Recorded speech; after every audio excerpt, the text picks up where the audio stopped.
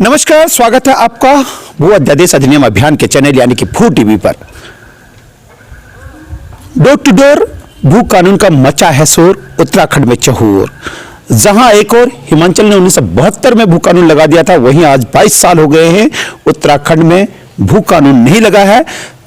मेरे राज्य के 24 लाख परिवार, 1 करोड़ 35 लाख की जनसंख्या, यानी कि 13 डिस्ट्रिक्ट, 110 तहसील और 95 ब्लॉकों में एकमात्र आवाज की अनुगुंज जो हो रही है वो हो रही है भू कानून।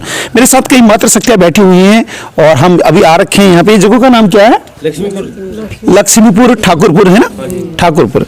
आपसे पूछते हैं, माता श्री आप बुजुर्ग हैं, आप बताइए कि यहाँ पे भू कानून कितना जरूरी है? कानून बहुत ही जरूरी है। भू कानून से तो पीछे वाली पीढ़ी को सहायता मिलेगी। जितनी सरकारों ने यहाँ पे भू कानून लगाया, अभी तक नहीं लगाया, उनके लिए क्या कहेंगे कि सरकारों को जल्दी लगा देना चाहिए भू कानून? लगाना चाहिए जो सरकार बनेगी। ठीक, एक ने तो बनना ही है सरकार। अगर भू कानून नहीं लगेगा तो आप क्या करेंगी? अनशन करेंगी, आंदोलन करेंगी या भू अध्यादेश अधिनियम अभियान के साथ जुड़ेंगी? जुड़ेंगे सबके साथ। ठीक, अब आप अपना नाम बताइए और बताइए भू कानून राज्य के परिप्रेक्ष्य में नौनिहालों के भविष्य को सुरक्षित करने के लिए कितना जरूरी है? बहुत ज़रूरी है भू कानून आना। मेरा नाम संध्या जोशी है, मैं पिथौरागढ़ की हूँ और यहाँ देहरादून में लक्ष्मीपुर में रहती हूँ। तो भू कानून हमारे बच्चों के भविष्य के लिए बहुत ज़रूरी है।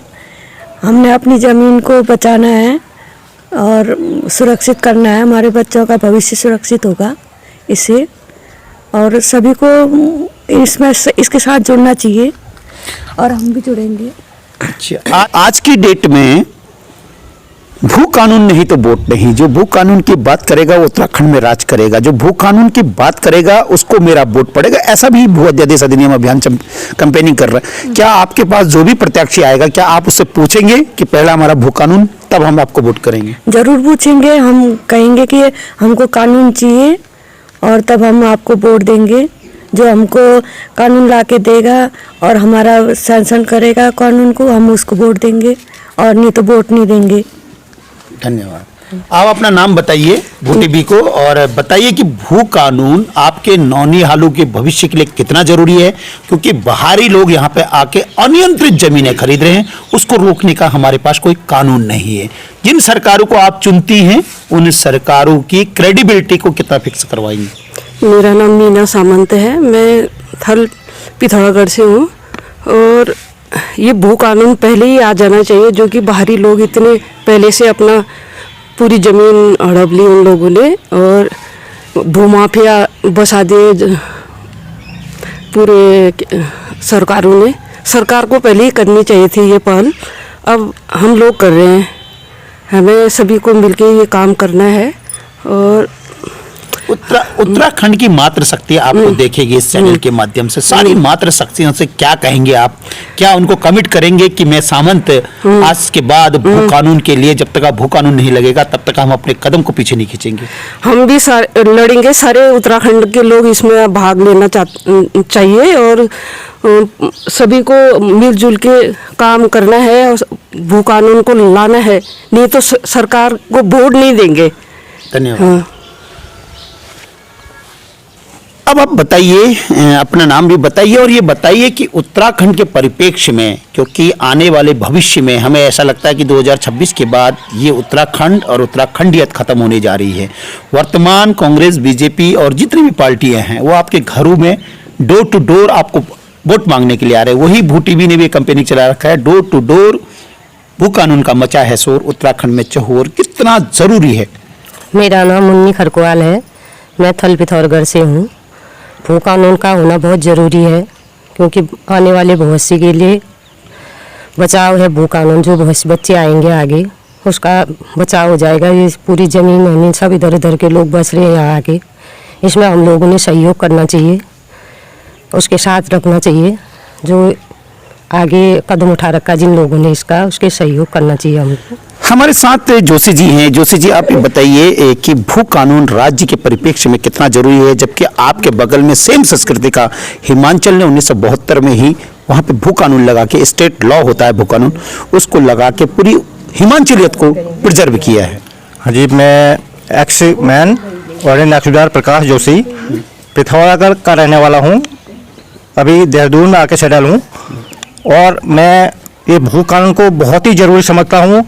ये एक मैं ये कहना चाहूँगा कि जो हमारी पहले वाली पीढ़ियाँ हैं या पहले वाली सरकार है या हमारी उत्तराखंड की सरकार है, एक तरफ से ये बहुत बड़ी लापरवाही, हमारी बहुत बड़ी कमजोरी है, ये भूल है एक कि जो अभी तक भू कानून नहीं आया, ये पहले ही आ जाना चाहिए था।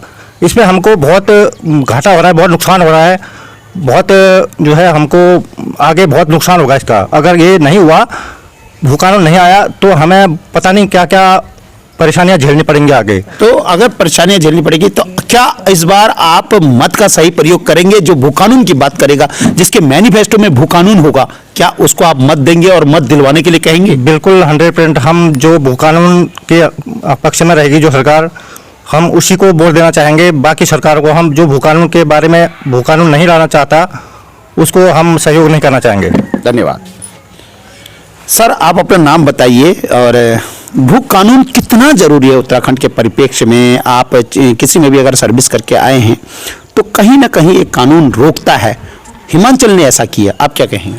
मैं भगवान सिंह सामंत, मैं भू कानून के बारे में ये कहना चाहता हूँ, अगर भू कानून नहीं आएगा ना, आने वाला टाइम में हम उत्तराखंडी लोग यहाँ पर अल्पसंख्यक हो जाएंगे, क्योंकि बाहरी लोगों का यहाँ पर दबदबा उनका हो जाएगा। ऑलरेडी फिर उनका ही राज का उनका ही होगा, बाहरी लोगों का। मेन यही चीज़ है।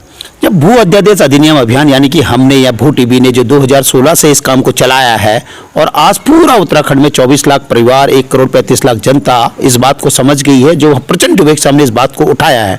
लेकिन सरकार, अभी चुनाव आ गए हैं और अब हम ये कह रहे हैं कि डोर टू डोर भू कानून का मचा है शोर, उत्तराखंड में चहुओर, भू कानून नहीं तो वोट नहीं, भू कानून नहीं तो आपको हम यहाँ राज नहीं करने देंगे। यानी कि जो भू कानून की बात करेगा उत्तराखंड में राज करेगा, जो भू कानून की बात करेगा उसको हमारा वोट पड़ेगा। कितना जरूरी है ये बहुत जरूरी है, लेकिन कहने के लिए तो ये आते हैं, कहते हैं कि लागू कर ले, आने सत्ता में या फिर वो सभी एक ही जैसे हो जाते हैं। नहीं, हम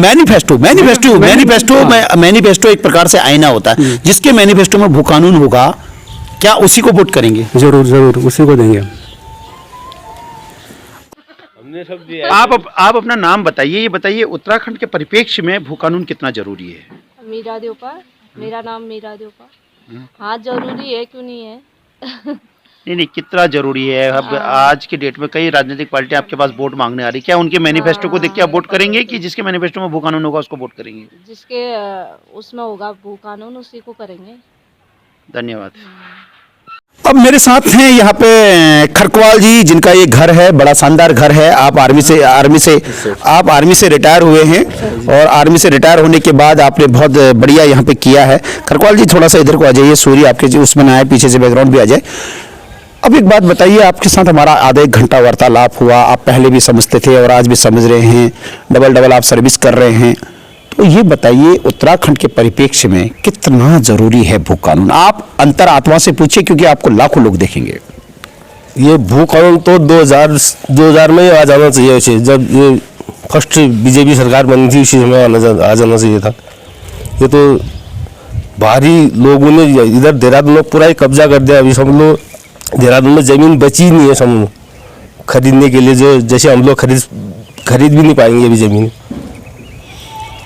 एक होता है कि जब कोई चीज बनता है, जैसे कोई बच्चा पैदा होता है तो उसको कई सालों तक हम पालते हैं, उसी प्रकार से ठीक हम ये कह रहे कि जब ये राज्य बना था तो हमें हमारी भावनाओं के अनुसार में हमारा विकास कर देना चाहिए था, ये हमें करने दिया जाना चाहिए था, क्योंकि बाहरी लोगों को आके हमारे पर टाला, मतलब दबाया गया हमको या वो किया गया, हमारी भावनाएं आ नहीं पाई। राज्य की जो मूल भावना थी वो थी हिमाचल की तर्ज पर भू कानून। उस समय तो पता ही नहीं था भू कानून के बारे में किसी को भी, अभी तो पता चल रहा है 2-4 महीने पहले जब आप लोगों ने अनशन किया था तभी तो पता चल रहा है कि भू कानून क्या होता है करके। चलो, अब पता चला तो कितना अच्छा लगा आपको भू कानून? अभी ये 10 मार्च के बाद तो पता ही चल जाएगा कि अनशन करना ही है। फिर 10 मार्च के बाद जो भी सरकार बनेगी, अगर वो भू कानून लागू नहीं करेगी तो अनशन करना है। अभी आपके घरों में लोग आएंगे तो क्या आप बीजेपी कांग्रेस का मैनिफेस्टो देख के वोट करेंगे? जिसके मैनिफेस्टो में भू कानून होगा उसको वोट करेंगे? जिस पार्टी का मैनिफेस्टो हो भू कानून, इसी को हम वोट देंगे, अन्यथा नहीं देंगे। देखिए, मेरे राज्य का वोटर ही नहीं अपितु इस राज्य का वो संस्थापक है। वो चाहता है कि मेरा राज्य कैसा बनना चाहिए, वो चाहता है मेरे राज्य का भविष्य कैसा होना चाहिए, और वो ये भी चाहता है, वो इतना बारीक निगाहें रखता है कि किसके मैनिफेस्टो में क्या है। तो जितनी भी पार्टियां हैं, आप अपने मैनिफेस्टो को बिल्कुल सुधार ले लीजिए। जिसके मैनिफेस्टो में भू कानून होगा उसी को वोट पड़ेगा। सुधीर बर्थवाल के साथ मैं शंकर सागर रावत, देहरादून से। नमस्कार।